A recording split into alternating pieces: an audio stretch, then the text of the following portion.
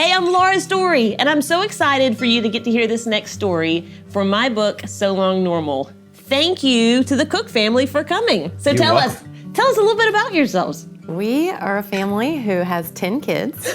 Don't know how we ended up there.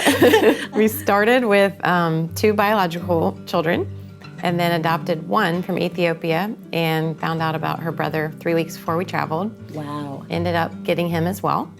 And then we forgot we could have children, so we had a 5th child. So my first question is, what did normal look like before? Because 5 kids is still a lot of kids. What did life look like before? It was almost better.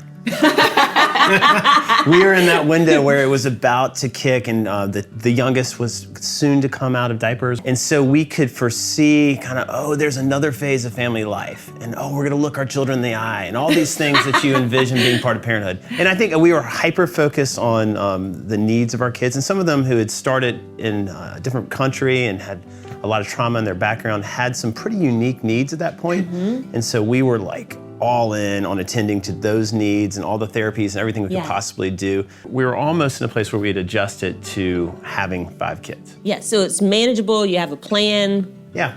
So what happened? How did your life, your already full life, with already having a lot of kids, how did it take that turn to kind of this not so normal place that the Lord led you? Well, I got a text. It was one text, and it just said, do you know of a family who would be willing to take 5 kids? And normally I forward them on to Andy, like, push that through your organization. There's lots of families out there who'll take them, but I thought, well, that's weird. I don't know why. I think maybe these could be our kids. And I was at a men's retreat, which is really not a good time to get a text like this, because you're already sensitive to what God might call you to do. Oh, wow. You know, it's almost like she timed it perfectly. I don't know.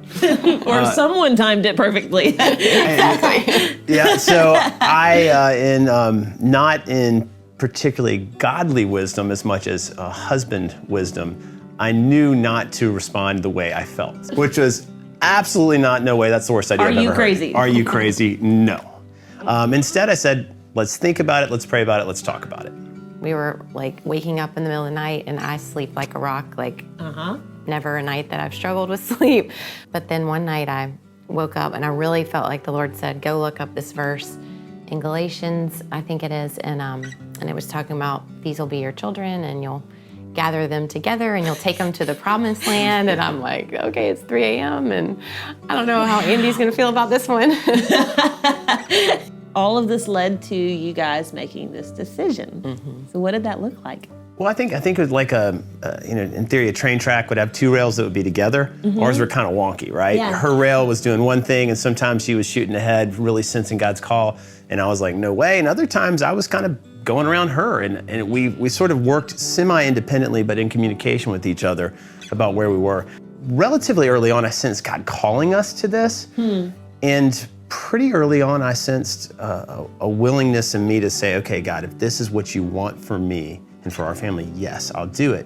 There's this willingness from the pattern of my past exposure to God's will to say yes, but I had a real big problem, and it was I didn't want it. Yeah.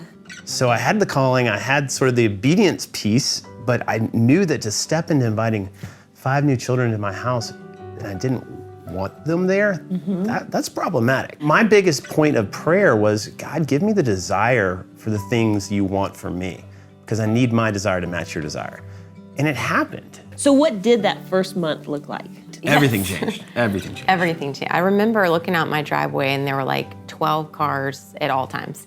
Like a construction worker, a person helping me with my laundry, it was just, and even one of our neighbors ended up calling the police on us thinking that we were doing like a home business and that we had gotten this big van and that we had daycare and we built a shed for all their bikes. But we just had so many people in our home that were just doing the next thing. And did you move or did you outfit we your? Just rearranged. So how did you make your home livable? So we had 3 bedrooms upstairs, like a typical suburban house with a master upstairs. And so we put all the boys 7 boys upstairs, so they're divided out over 3 rooms. And then our guest room on the main floor became our room, and we kind of renovated the bathroom, and then all the 3 girls went in the basement. So we just kind of divided the family.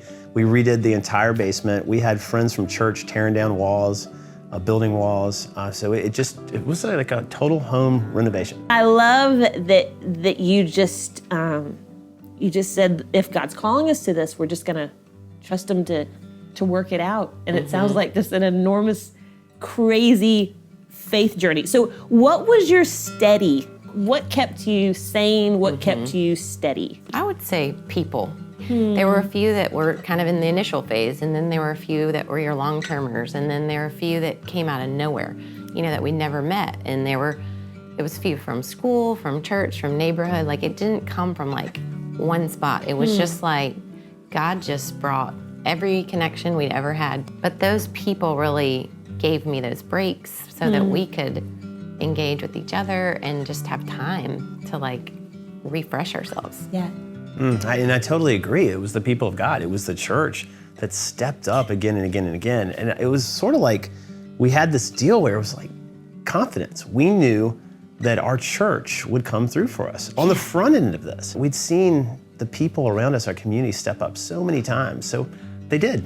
God sets the lonely in families. And the idea of promise is that we'll live out that promise to this generation of children, setting them into families. So beautiful. Simple idea. A little harder to execute. One of the reasons it's hard to execute is because a lot of times in the whole foster care adoption space, agencies go out there and they just go after families who are willing to accept 5 kids or 1 kid or 2 kids. And there's so many other people who can play a vital role in the lives of those families. So what Promise is doing is really building up the community of people as much or more so than those foster parents or adoptive parents, so that community will step in and give those parents the margin that they need. Just what has been the joy that's come out of you kind of taking that huge step of faith? There's a depth to me that's different. I don't know if anyone else would notice it, but the word that always comes to mind is thicker. Thicker. I don't really want to be thicker, but I am probably thicker too. But this has been trying. It's been really, really, really hard.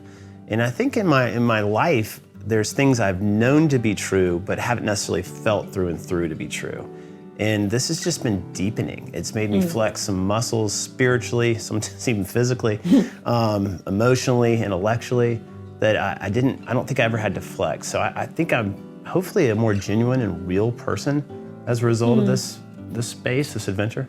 I think this sounds weird, but I've gained more peace because it was so crazy and so chaotic for so long that I didn't even know what a deeper peace was, because I didn't have to really live it. I could just keep chasing, whatever we were doing with our 5 kids. And now it's like, it's not that I don't have a pulse, but there is a bit of okay, it's all fine. It's like, I just don't have to have that anxiety about anything, because it's just all gonna work out in crazy, messy, weird ways. If someone's listening and they're thinking, I just have 3 kids and I'm having trouble gaining that peace, where do they get it? Where does it come from? I think it's that surrender. I just always think I'm just raising the flag.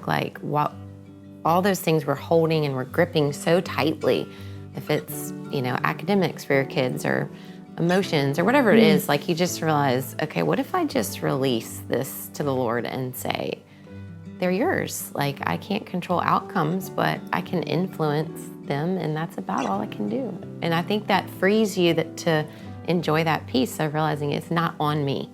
He's got it. Oh, that's so good. Did people think that you had completely lost your mind?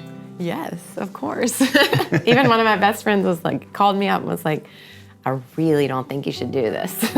Wow. So how do you, in the midst of that, you would just say, this is what God's called me to, and we're just going to trust him? Yeah. You would, but it's trickier with people who don't know him. And so if you take out the calling of God on our lives, this doesn't make any sense. Yeah. And so I remember a neighbor, even in our first adoption a number of years ago, 2 children from Ethiopia, the neighbor was like, I want to talk to you. I'm like, oh, here we go. And he said, I feel like I should tell you, I think you're going to mess up a really good thing. Oh, wow. And I was like, you know? And so for some people, all they see is the cost. So messing up a really good thing, he would be meaning The 2 children we already had at that point, we only had 2 kids. just the manageable, simplistic lifestyle. Yeah. Yeah. Yeah. I love that you guys have not just followed God's call to leave normalcy behind in pursuit of His will, but also you're, even in the midst of the craziness, you're living out that peace that He's given you. I think you guys, I know you wouldn't say this, but you really are an inspiration in the sense of just seeing someone who has said yes to the crazy journey that God has called them to. And in the midst of it not being easy, feeling a peace that we're doing what God's called us to do. And that's so incredible. One of the things that's really shifted in us, I think, is a sense of God's goodness. And the longer we've gone down this road, the more we've seen prayers that we uttered prior to that adoption of the 5 kids, and then right after, and all those struggles, bit by bit by bit, they get answered. And there's a long game where we see God's goodness shining through, and that's fun. That's fun to watch. Hey, thank you guys. Thank you. Thanks.